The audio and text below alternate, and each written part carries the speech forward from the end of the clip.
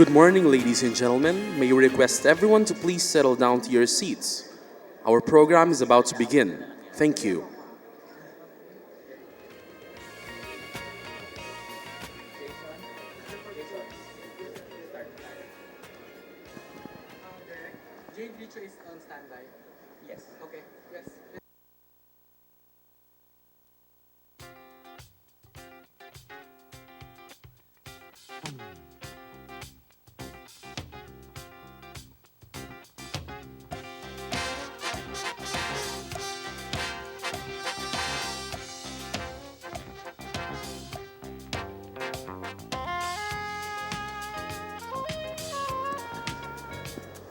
Ladies and gentlemen, good morning.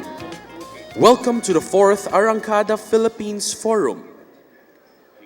Please stand for the Philippine National Anthem to be led by soprano Jade Riccio.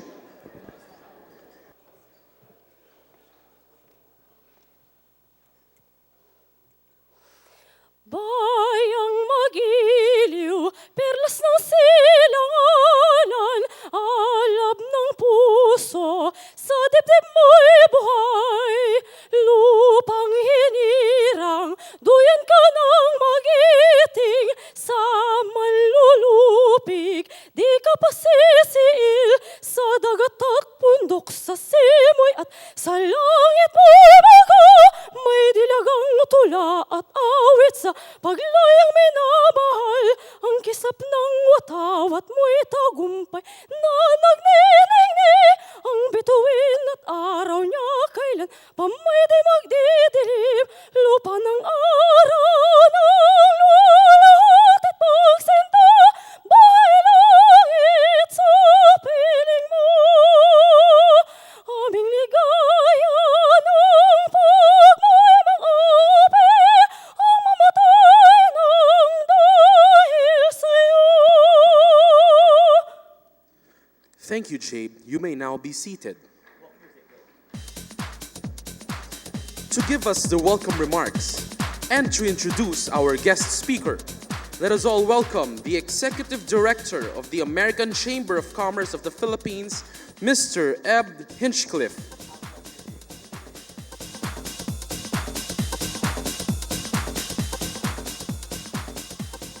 Good morning, everyone. It's my pleasure to say, ladies and gentlemen, from the private and public sector, our media partners, of course, our partners in the business associations, our corporate sponsors that we couldn't do without, our diplomats, our friends around the world watching on the webcast. I have the distinct pleasure on behalf of the Joint Foreign Chambers to welcome all of you to the 4th Annual Arangkada Philippines Forum. My name is Eb Hinchcliffe. I'm the Executive Director for the American Chamber of Commerce Philippines. It's the first American chamber outside the United States. Some of you may be reading the program saying, what's Eb doing up there? About 7:45 this morning, I got a call from our president, Mr. Rick Jennings, who said that he was sick and would not be able to attend today.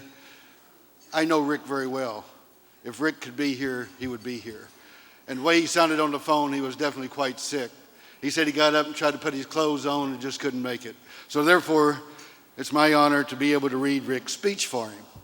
I do not enjoy reading other people's speeches, but when you have about a 10-minute warning, I guess I have no choice. So please bear with me. But the JFC is a coalition, as you may know, of 7 chambers representing over 3,000 members. We're engaged in over $230 billion of trade and $30 billion in investment. The Joint Foreign Chamber promotes an investor-friendly environment in the Philippines as a means of achieve inclusive growth. The Joint Foreign Chambers launched Arangkada in December 2010. We had Secretary Domingo joining us at the time, along with Director General De Lima from the Department of Trade and Industry. At that time, now 4 years later, Arangkada is a strong public-private sector partnership, and we're honored to host officials with DTI today, as well as many other government officials from the Philippine government and other governments. Each Arangkada Philippines Forum has had a different theme. I remember, in my personal experience, the first one was move twice as fast. The following year, we used the phrase, realize the potential. Last year, more reforms equal more jobs. And this year, for 2015, our theme is Invest Now for Inclusive Growth. This conforms with the Philippines, the theme that the Philippines has chosen for APIC 2015 year, building inclusive growth, building inclusive economies, building a better world. Since 97% of all business and APIC companies are SMEs, we hope to hear the comments today from these SMEs about how to support the growth. Inclusive growth is a very big priority for every government. We heard it from President Obama, the US president, when he was here. Last week we heard it again from President Hollande of France when he was here. And of course the President Aquino and all the presidents and members of the 21 ASEAN leaders all talk about inclusive growth. 2013, President Aquino in his State of the Union address told us, we cannot wait for trickle down. What we call inclusive growth is a principle that drives every initiative, every action, every decision of our government. And then Pope Francis, during his visit, told Malacanang to break the bonds of injustice and oppression which give us rise to glaring and social inequalities. It's not easy to find an agreed upon definition of inclusive growth, but one key element is that the poorest of those cohorts of the population should improve their lives at the same rate or faster than those of the wealthiest. It also provides a means to better opportunities for the poorest by providing them with better health and better education. As a businessman myself, I also think a sound investment climate is crucial prerequisite, and here the public sector plays a very important role with its policies and programs of all levels of business, from the micro to the major conglomerates. The current global debate over inequality in the wealthiest nations is also pertinent to our theme today and applies to the Philippines, where the wealth is highly concentrated. The main challenge is not to redistribute the wealth, but to make the pie grow larger and larger so that more than 100 million Filipinos can have a larger and more equitable shares of that pie. We believe the system of capitalism with free and open markets and competitive level playing fields creates better jobs than any other business model we've seen. For the Philippines to make more inclusive growth, successful presidential administrations should undertake reforms that sustain and increase GDP growth. This will require the continued good governance that's been started, political will to undertake more structural reforms, better infrastructure, a fair regulatory regime with better business costs, among others. The statistics of unemployment and underemployment in the Philippines are among the highest in Asia. We all know this. But the labor force is young and the second largest in ASEAN after Indonesia. The demographic dividend is the greatest advantage of this country, to have the potential for a very large workforce, many of whom will have quality jobs working in and not outside of the Philippines. A workforce that in 50 years will be larger than the total population of all 20 countries in the world.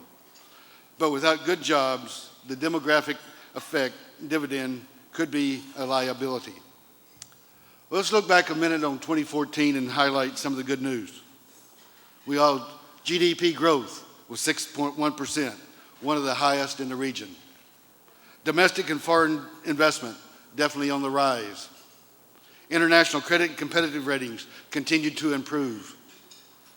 BPO, construction, manufacturing, and tourism were all among the strong drivers of this growth. 2.5 million Filipinos escaped extreme poverty. Underemployment fell to 6%, the lowest in over a decade.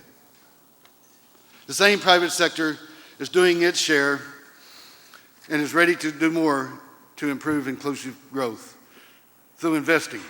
Large firms also generously support a wide range of CSR activities, especially in education, health, housing, and disaster relief, as we've seen in 2014.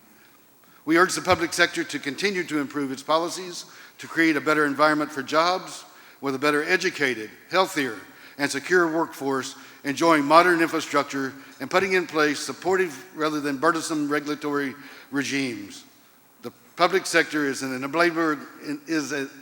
enabler of growth, while the private sector is the engine. The two must work in parallel to make this thing we call inclusive growth and job creation. Allow me and the Joint Foreign Chambers have a few suggested targets that we would like to see reached to support the inclusive growth in the coming years. We'd like to see GDP growth should rise to 8%. Overall investments should rise from 19% to a height of 30% of GDP. Foreign investments should surge from $6 billion today to $10 billion. Public sector infrastructure spending should finally reach the 5% of GDP. The agriculture, creative industries, mining sectors should be a focus for reforms and growth. Mindanao must have peace and order to develop. The employment rate needs to fall below 5%, and MDG goal of reducing poverty to 18% by 2016 needs to be achieved. Today, we will hear 41 speakers. It's going to be a fantastic day. These 41 will be talking about the challenges and solutions to increase investment, create jobs, and bring about inclusive growth. At this time, I'd like to say that we will be hearing the opening remarks from a senior government official. These remarks are those of supposed to be of the Finance Secretary Bobby Romulo. Secretary Parisma, excuse me. Sorry, Bobby. We need him to sing, right? Bobby would be here if he could. I guess I had that in my heart somewhere.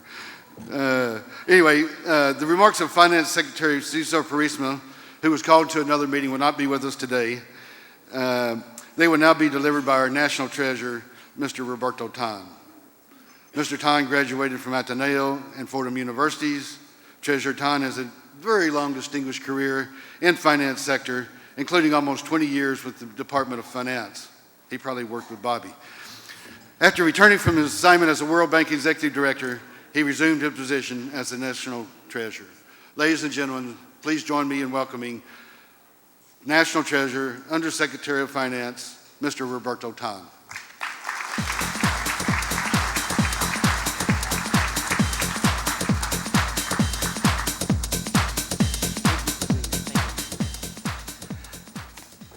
Good morning to all of you. I think we are starting late, but let me go immediately into the work at hand. My boss asked me last night to pitch in for him because of a last-minute call, which is a very important meeting for this morning. So let me give the remarks that he prepared for all of you. Before this, let me welcome the foreign chambers, joint foreign chambers of the Philippines, and I won't mention any more the names, but let me just list down the different chambers: the American Chamber, the Australian National New Zealand Chamber of Commerce of the Philippines, the Canadian Chamber of Commerce, the European Chamber of Commerce, the Japanese Chamber of Commerce, the Korean Chamber of Commerce, the Philippine Association of Multinational Companies, Regional Headquarters Incorporated, or PAMURI, and of course the executive directors of the joint foreign chambers, including Mr. Hinchcliffe, Mr. Ryan Evangelista, Cora de la Cruz, Henry Schumacher, Nobuo Fuji, Rolando Villones, Bernadette Lara, of course John Forbes, who is the senior advisor of the Arangkada Philippines project, Chairman Ramon Del Rosario, who was my former boss at the Department of Finance, who is now the chairman of Makati Business Club and president of and CEO of FINMA Corporation. Of course, Mr. Bill Luz, who is our partner in many of our efforts to improve the competitiveness and the competitive rankings of the Philippines in different ranking and credit agencies. Excellencies and dignitaries, colleagues in government, friends, business and private sector representatives. Arangkada, which means accelerate, is a fitting title for this forum, and in fact, it is a fitting term to describe the past 4 years of the present administration.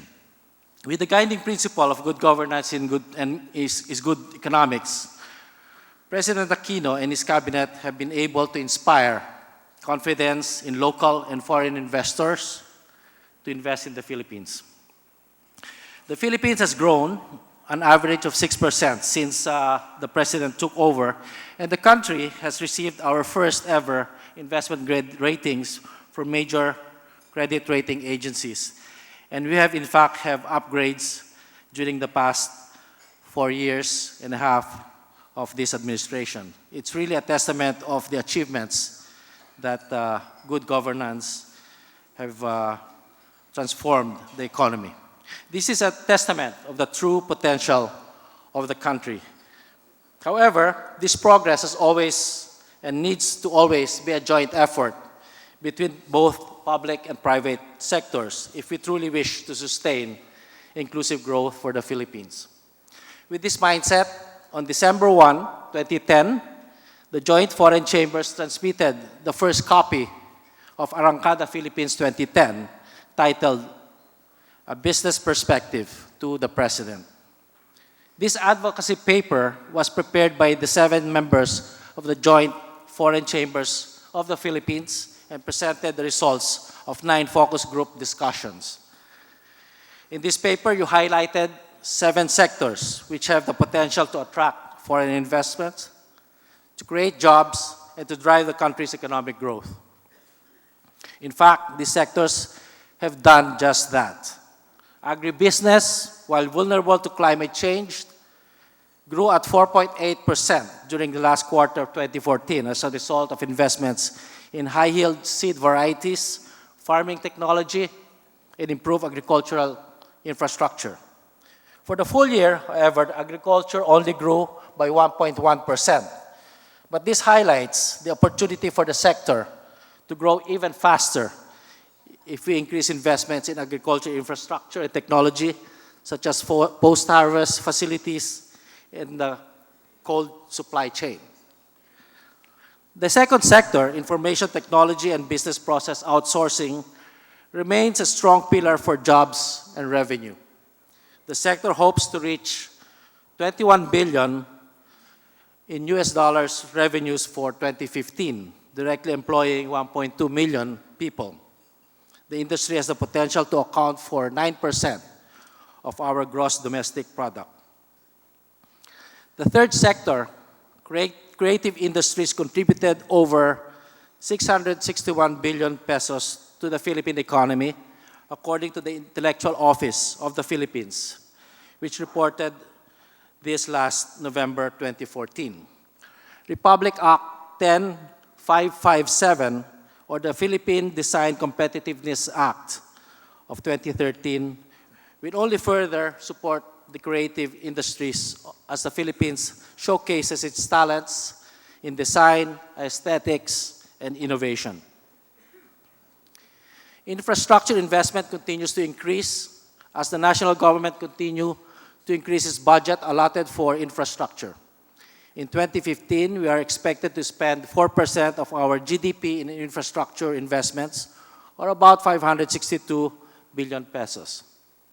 Moreover, the results of good governance have allowed the Aquino administration to leverage the private sector through PPP projects. And as of February 18, 9 public-private partnership projects with an estimated cost of $3 billion have already been awarded.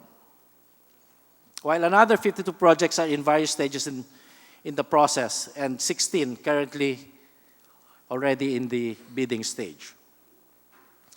All of this investment would no doubt benefit manufacturing and logistics. In fact, since 2010, the manufacturing sector has grown 7.9% on average yearly, while mining has grown every year, averaging 5.1%, compared with the contractions experienced almost 2 or 3 years in the past. These were in 2001, 2004, 2006, and 2008. Last but not least, we cannot forget about it being more fun in the Philippines. In 2014, we received 4.8 billion US dollars from around 4.8 million tourists, representing a growth of 10%. More interestingly, tourists are spending more in the Philippines with an average per capita expenditure at $1.2 thousand average, or an increase by 27%. This sector provides low-hanging fruits which we can harvest easily by improving hard and soft connectivity infrastructure. So we have done this through President Aquino's unwavering commitment to the principle of good governance and good economics. From only 50.2% of your recommendations with the rating of at least 4 stars, or with the rating of the term started in 2011, only 1 year after you shared your report, we have jointly increased this to 70.56% in 2013. Today, as you present your 4th anniversary assessment, we look forward to hearing about our progress so that we may double down on our reforms to ensure that we can continue to grow twice as fast. Among others, the executive will continue to work with the legislative branch to ensure the economic development cluster's priority bills, that this be passed as soon as possible. These include, but not limited to, amending and shortening the foreign investment negative list, the fiscal incentives rationalization, the Tax Incentives Monitoring and Transparency Act, the Customs Modernization and Tariff Act, and the amendments to the BOT law. You can be assured that we will continue on this path, and that macroeconomic policy will build more strength as the country gears up towards faster economic growth that is inclusive and sustainable. Thank you, and I wish you all a good conference.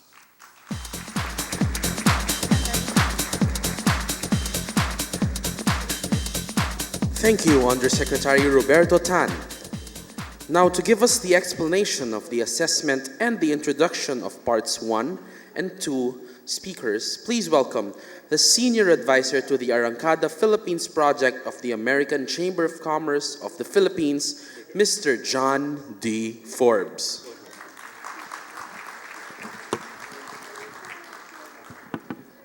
Thank you, and a happy Arangkada 4th Anniversary Forum. Mabuhay to everyone. I think we started a bit late, and I'm going to try to, because I'm known for being a bit windy, to move quickly here.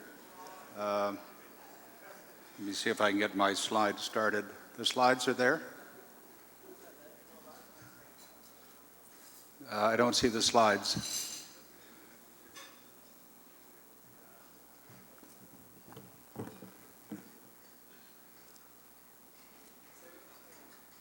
Oh, good. Thank you.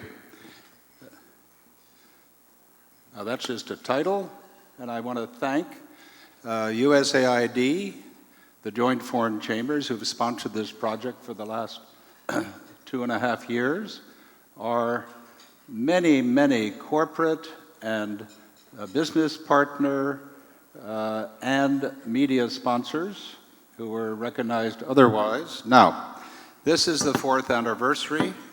What are we doing here? We're recognizing a event that occurred with Secretary Domingo and our guest, Director General de Lima, in December of 2010. And I think Secretary Domingo may, he's just flying in from Malaysia, I was informed this morning, dropped by briefly this morning. We're going to release the assessment. I hope everybody has a copy. It's 300 and some pages long. And we're assembling public and private sector experts so we can energize our advocacy in order to achieve in a decade, which ends in 2020, $75 billion in FDI for the country and 10 million jobs and $1 trillion in revenue. I had to correct something on that slide last night because it had $1 trillion. It's $1 trillion pesos. We have an interactive forum. You can SMS, you can tweet, go onto Facebook, email to forum@arangkadaphilippines.com, or there should be pieces of paper on the table. I don't know if they are. Otherwise, write it on any piece of paper, and if we can't answer questions today, we'll undertake to do so later. As Mr. Hinchcliffe just said, bigger and better with 41 speakers. I hope you are able to endure that. But last year, our participant survey said we wanted more, so we're giving it to you. We're going to talk next about the priority measures of the business sector, and then about competitiveness, moving up to the top third in global rankings. We have a panel of ambassadors who will talk about investment and inclusive growth, a panel on the high employment generating sectors. Very interesting panel, I hope, on keys to unlocking investment. Sorry, this clicker is clicking too fast, and my goodness.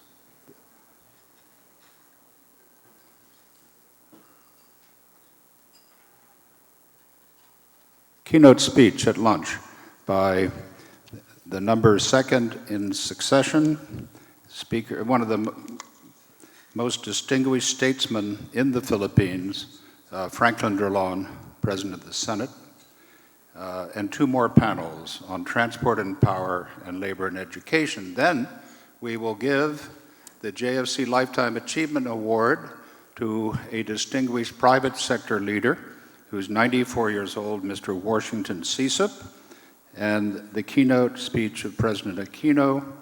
And we were just informed yesterday that that will be delivered by Cabinet Secretary Rene Almendras. But we appreciate the President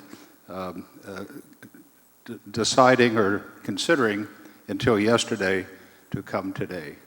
We appreciate that. What has Arangkada done? We've had almost 200 dialogue meetings with people in the government, senior officials in all three branches. We have a great online presence with over 700,000 page views from users in 187 countries. Number one is the Philippines, number two is the United States, number three is Japan. We've had workshops, and we have these fora. We have partnerships with the NCC, Philippine business groups. We've released 4 assessments. And if you're not getting our news clips, I hope you will, because we have over 2,000 people around the world that do. Very quickly, outlining Arangkada. Part 1 was growing too slow, but that is changing because I can't get the laser to work on this, but red is the Philippines, and while in the 60s and 70s it was growing quite along with others in Southeast Asia. As you know, it slipped in the 80s and 90s, but that red line has been going up, and now, as we know, it's the fastest growing of the ASEAN 6 economies that are here. GDP growth rate is also shown in this.